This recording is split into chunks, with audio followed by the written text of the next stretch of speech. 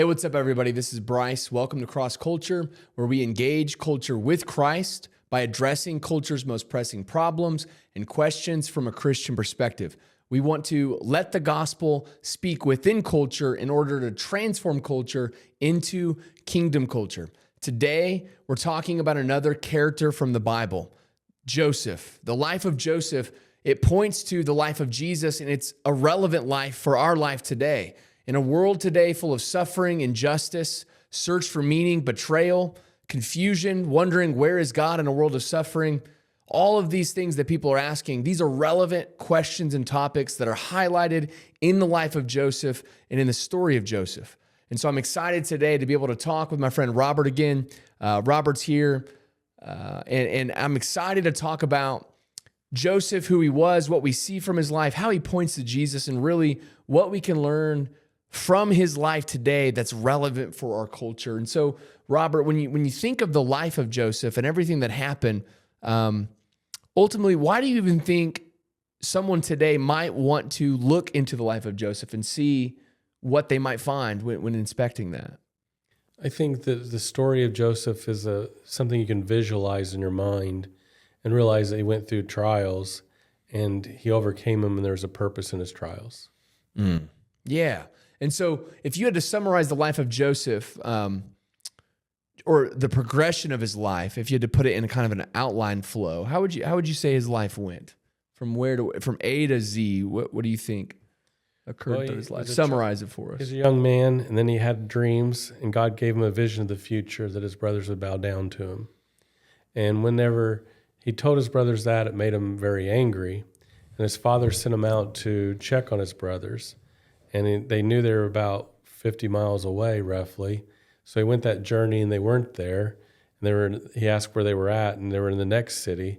So he was diligent and went further to find his brothers. So he's following what his dad's orders were. And then his brothers turned on him. And what did they do when they turned on him? Well, they threw him in a pit. And I mean, it's like they were turning around debating whether to kill him or not. And I mean, it's like the ultimate betrayal. And I mean, the betrayal's not only him, but his father was betrayed too, because the other sons turned around and betrayed their father. Yeah, in what way? They deceive him, right? By taking the coat that Joseph had gotten from his father, right? The father had given Joseph a coat of many colors, almost indicating like, you're my beloved son, my favorite son. They took that coat and they put animal blood on it. They take it back to Jacob and they say, look, he's been devoured by a wild animal.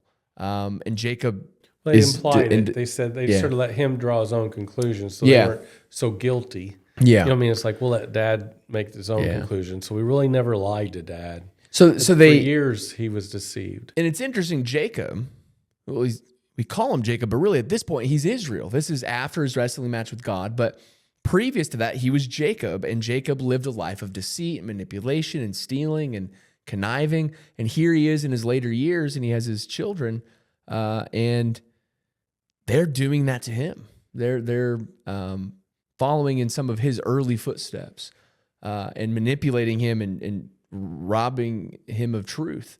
And how do you think that shows up in today's world? That dynamic, and how common do you think that is for people? I think everybody's experienced betrayal. You know, it could be family, it could be friends, it could be spouse, it could be anything. So we've all experienced it. And to realize that Joseph handled the betrayal very well, he was put into the cistern or whatever.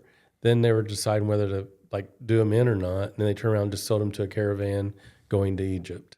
So he goes to Egypt as a slave, and he spends time in slavery in Egypt. And then where does God take him from there? Well, there's a temptation whenever he's in Egypt. It's like everything that he touched turned to gold. And this Egyptian Potiphar realized that. He's like, here, look, you're in charge of my whole household. If you had an employee that everything they did just sort of seemed to turn to gold, it's like, here's the keys to the business. You just run it because it runs smoothly. So then Potiphar's wife put the moves on him, grabbed his cloak, accused him of trying to rape her because she wanted him to sleep with him and he wouldn't. So more betrayal. Yes. More lying. Yeah. And then also but he was tested by God in the fact that he stood the test. He fled the sin. Mm-hmm. You know, he's like, I can't do this to your husband. Yep. I can't do it to my God. Yeah. So, I mean, he's probably tempted, but he turned around and said that God's the reason.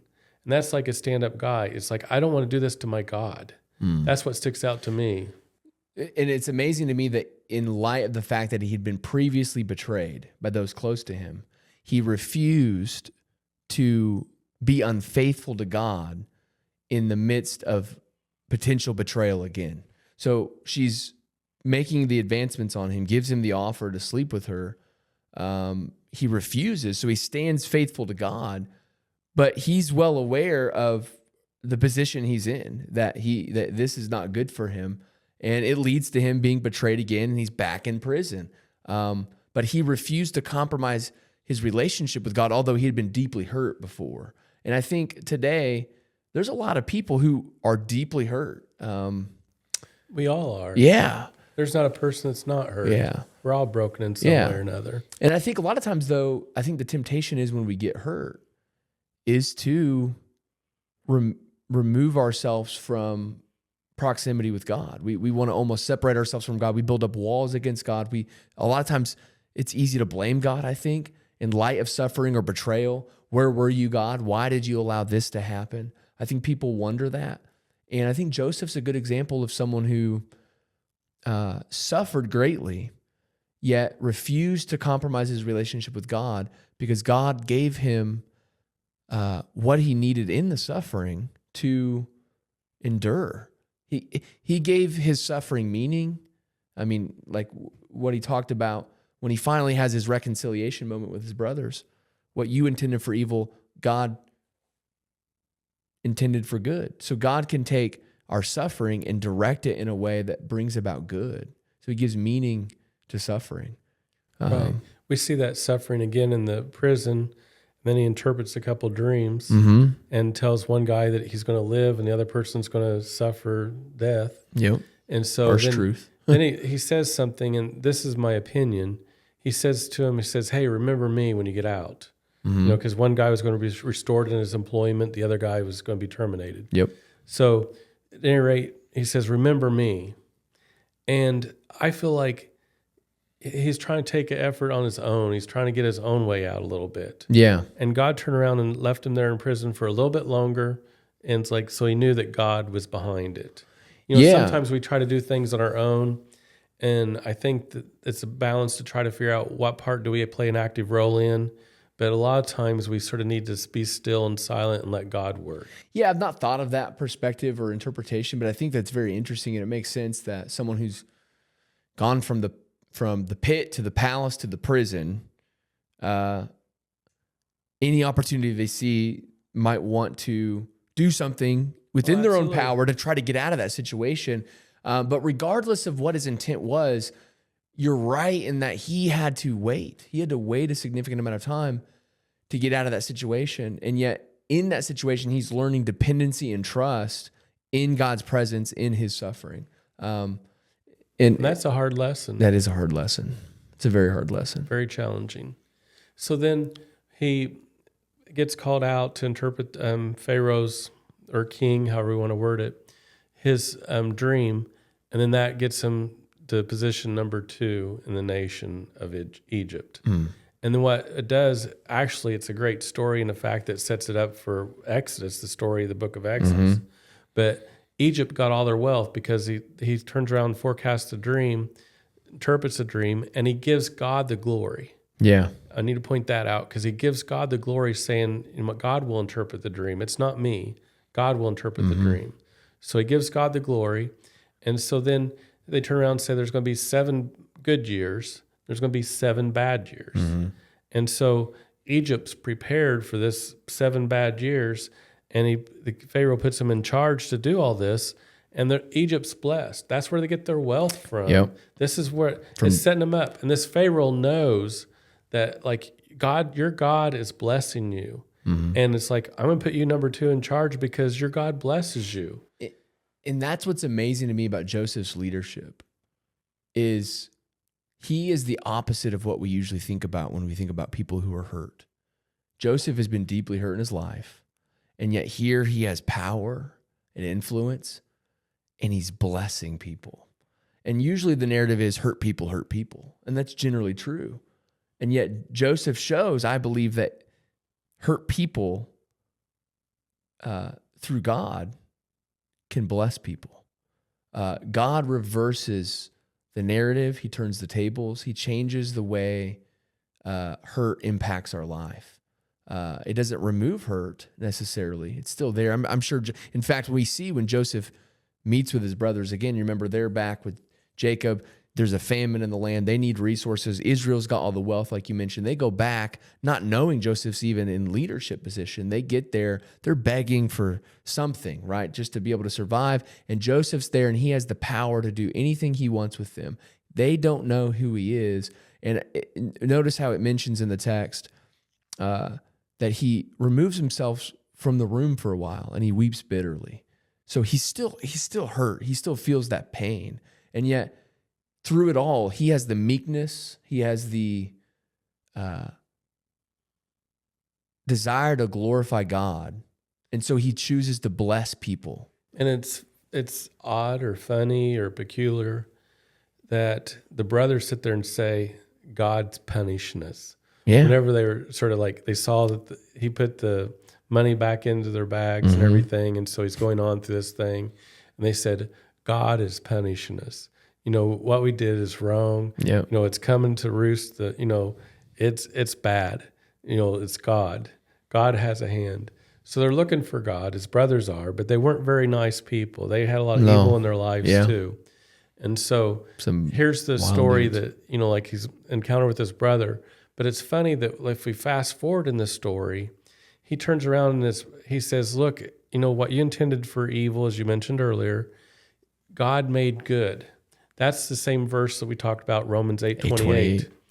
And so I think that's the greatest explanation of how Romans 8:28 is, because I think the world sort of is deceptive when they say all things work together for those.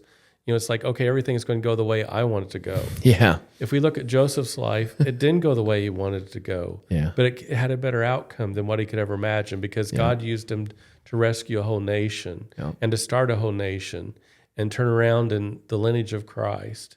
We see that going through Jacob's family. So, and God introduces himself to people from then on. I'm the God of Abraham, Isaac, and Jacob. That's how God introduces himself. So, I think it's remarkable in that.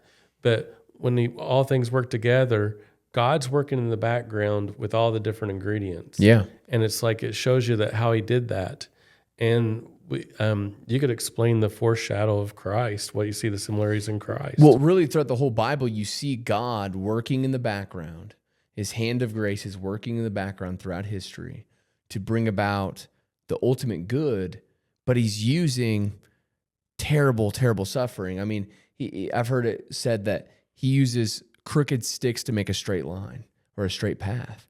And ultimately, that's what we see with Jesus. This is the foreshadowing. Jesus, Joseph, terrible suffering in his life, terrible events, traumatic events in his life, and yet God directed it for this incredibly good purpose. Israel as a nation was saved from famine and starvation because of Joseph's leadership.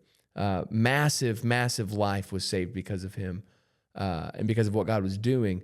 And the same is even more true with Jesus, who the worst human event in history, mankind kills God. Imagine that headline. Man kills God. Creature kills creator. And yet, somehow, some way, God, in his foreknowledge, as Scripture tells us, makes that the greatest good that could ever happen for humanity. Ultimate injustice, and yet ultimate redemption and justice. So God alone is able, and he's proven this through the life of Joseph, the life of so many people throughout the Old Testament, the life of Jesus, that no matter what suffering someone is going through, that you or I or someone out there is going through, God has the willingness and the ability to be with them and to move with them in a way that is for an ultimate good that brings him glory and blesses other people. If we're willing and we're open and we're submissive to that possibility and opportunity. I think of Daniel. I mean, he's captured, he's put in Babylon. Nothing ever happened for ultimately his subjective personal good.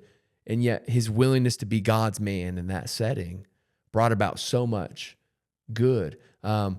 All throughout the Bible, this story and pattern and dynamic is true. I think we see a parallel also to the brothers not accepting, like they didn't believe that their brother truly forgive them, and then he's still going to get us. When Dad dies, we got to turn around and lie to him and tell him Dad said don't to get even with him. Yeah. So, I mean, Put in a good word for that. But the world is that way. Yeah. They don't accept what Jesus has done. It's like we can't believe the gift of God. It just doesn't sound like real to the me. unbelievability of Joseph's forgiveness, despite, in light of the terrible wrong we did to him, we accept it, but we accept it with reservation and distance, and we'll still move and maneuver in a way that keeps a separation from you. And the same is true with us and Jesus. Jesus forgives us, but because I don't fully receive grace around all the sin in my life, I'm going to hold on to some of my sin. It's going to serve me in some way, and I'll keep that secret and hidden, and really that's not, that grace isn't for that, because it couldn't be for that, or whatever it might be. Yeah, we keep a reserved distance from Jesus because we don't quite fully believe in the effectiveness of what he's done or the totality of what he's offering. It's almost too good to be true. I've never thought of Joseph's ridiculous forgiveness and the unbelievability of it being a foreshadowing of the radical, scandalous grace of Jesus that's almost too good to be true. If you put it on paper, it just doesn't make sense.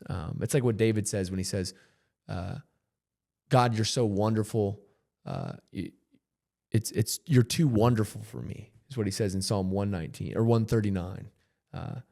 And that's really what Jesus is too wonderful for comprehension in a lot of ways. And I think that's part of the beauty of the story. And it's an excellent, like when Exodus opens up, it says Pharaoh no longer knew their God or knew about Joseph. Yeah. And I mean, how often do we forget? So it's like, here, this great thing is happening. I mean, it saved the whole world at that time. And Egypt got all their wealth from it. Mm-hmm. Okay, and so this Pharaoh that was under rule at the time is like, I see your God blessing us and everything. Your God is the true God. He is a witness. Joseph was witnessing about the true God. And then so he brought Jacob in there and they gave him a great land and everything. Mm-hmm. But then 400 years later, it's like, we got to get rid of these people. Mm-hmm. And I don't know who your God is. Yeah. I mean, that's why the 10 plagues came. So it's like, what's all transitioned? It shows us our human nature where we forget about what the gift of God is. I think that's why it's constantly, Old Testament throughout all the way into the New Testament, God is very specific about remembering. He tells Israel constantly to do things ceremonially or as benchmarks within their history to remember what he's done, remember his love, remember the covenant. I mean, even in the New Testament, Jesus, do this in remembrance of me. I think God understands the human mind and human heart and our inclination for sin, and the result of our inclination for sin and our desire for sin, I think, is almost a willing forgetfulness of God. I think that's why we need the brotherhood. Yeah, church. That's why you need church family to spur you on to remember, and you remember different facets of the story, and that can spur you on for God's glory. Well, and as I walk alongside you as you do your work, it encourages me in my own journey and my work. It encourages me in my faith journey and what I know God is calling me to do. And when I see you struggling or going through something and how you're inviting Jesus into that gives me courage to maybe invite Jesus into that. Or when someone from church extends a loving hand and a shoulder to lean on, that maybe gives me permission to maybe share and be vulnerable or get the support I might need. Like church is so important. And when we say church, we don't mean like a building. We mean a community of people in which are committed to being with you in that Romans 8:28 of God working things out for the ultimate good, because sometimes that's really painful, and that's why church matters. And Joseph lost all that. He lost his brothers. Yep. He lost his parents. He lost all the connections to back home. And then it was fully restored and greater. Yeah, and the same is true with Jesus. Jesus, in a large sense, I mean, he even loses his own brothers who don't believe in him. In a lot of ways, gives that all up. But how many brothers and sisters, how many sons and daughters of God did he purchase through his sacrifice? So you're right. Jesus lost it all. Like Joseph lost it all, but Jesus lost it all in a way that gained the most. And now we have the reward and the benefit of not needing to be without a family, not needing to be orphans like Joseph, who are stuck in slavery and have to wonder, where is God? I think that hope is what spurs people on. When we face trials or discouragement, and the hope that we have is like we can think back of a story of Joseph and sort of see the flash forward to the future. And, it's when Jacob died in the closing part of Genesis. Earlier Pharaoh said, when he first met his father, he said, let me see who your father is. And he said, well, my years have been many or few, really. So it's been few, and it's not been that great. Yeah. And so it's like, are you kidding? And then so he turns around, and then when he's close to his deathbed, he's been there in Egypt for a while. He's like, hey, look, I got a different perspective now. God's been good to me. Yeah. He's turned around, passing the blessings on. And so that perspective of that age, so the story with Joseph's the same. We see that rescue story from Genesis to the Revelations. We see that if we're faithful to God, he rescues us. Yeah. And I think the good news in that is sometimes life is super difficult. It's sufferable, and it's easy to just say, where's God? But in those moments, it's important to remember sometimes life a year from now won't look the same or be the same as what it is now. Winter doesn't last forever. Spring follows winter. And our suffering now might make more sense later. It might not. But ultimately, we might be in a place where we can have a perspective that says, God, you were there the whole time. And I couldn't see it. I was so close in the forest. All I saw was the bark on the trees. But now that I'm in a different season of life, I can see the forest and I see the path that you were taking me that entire time. You had a purpose from when we entered that forest, and you knew exactly how we were going to get out of that forest and knew every turn along the way, but you were there and I just couldn't see it. And that's a great summary of Romans 8:28. Yeah. And I think that's our encouragement. That's my encouragement for if you're watching this, understand that if you're suffering, you're not alone. But the good news is that God is with you, and God desires a relationship with you in which you're lovingly faithful to him, and he will work in your life in a way, even if it doesn't seem like it, to move you into a place where you need to be and for the ultimate good. It's like Jonah in the belly of the whale, belly of a fish. It may seem entirely dark. It may seem like death itself, hell itself, and yet God is moving you all the way across to where you need to be, where he wants you to be. And he just wants you to accept that, embrace that, submit to his will in your life. And so, Robert, this was a fun conversation. Is there anything else that you would want someone maybe listening to this or watching this to be encouraged to know or to maybe think about or consider? Find a church family. Yep. And then read the Word. Continue in the Word, because the Word is God revealing himself. And if we're not reading the Word, we're not listening to God. It's hard to see God's hand of grace in our life and in the darkness if we're not listening to him talk to us. And the Word is the way in which God speaks to us. And you're exactly right. If you're in Terre Haute, Indiana, and you're looking for a faith family, someone that supports you and to carry your burdens, as Galatians 6:2 says, carry one another's burdens and fulfill the law of Christ. If you're looking for that kind of family, Eastside Church of Christ, Cross Culture is a ministry of Eastside Church of Christ. As a church, we're more than willing to walk alongside you, study with you, help you grow in your faith journey, whatever you might need in your relationship with God. Robert, this was an awesome discussion. I hope if you're watching this, go and read the story of Joseph for yourself. You'll get more out of your time in the Word and with Joseph and with Jesus and his story than you could ever get watching this episode. But hopefully it encouraged you, challenged you, maybe made you think about something a little bit differently. But if you're watching this, like this video, subscribe to the channel, and make sure to share it with a friend. And until next time, God bless.